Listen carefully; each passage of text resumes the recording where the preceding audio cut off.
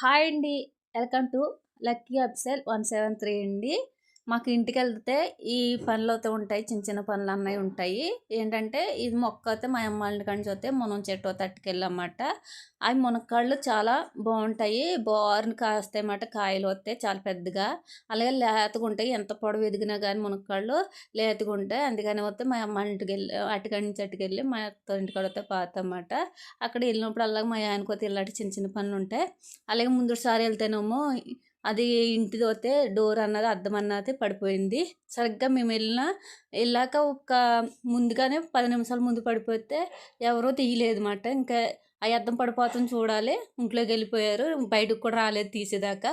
సరే అనేసి ఇంక మా ఆయన వస్తే ఆ అద్దం అని తీసి 2, 3 కవర్లు వేసి కట్టేసి దూరంగా అయితే పడేశారు. ఇంకా ఇలాంటివి అయితే చిన్న చిన్న పనులు అయితే ఇలాంటివి మనమే చేసుకోవాలి. చూసి చూడలేనట్టు కూడా వదిలేస్తారు కొంతమంది పనులు, ఎక్కడ మనం తీయాలనేసి. అందుకని మేమైతే కష్టపడే వాళ్ళకే పనులు ఎక్కువ ఉంటాయి అంటారు కదా, అలాగే కష్టపడితే అలాంటివే చేసుకుంటారులని వదిలేస్తారు కొంతమంది వస్తే. అలాగే పనస చెట్టు కూడా పనస విత్తనాలు వేస్తే అవి కూడా బాగా కాయలు కూడా కాస్తున్నాయి 2 సంవత్సరాల నుంచి. చాలా రుచిగా ఉంటాయి పనసకాయలు. అలాగే మేమైతే ఇక్కడ పువ్వుల చెట్లు కూడా వేసాను. నా పెళ్ళికైతే ఒక చెట్టు కూడా ఉండేది కాదు. అలాంటిది పువ్వుల చెట్లు అయితే చాలామంది కోసుకుంటేవారు.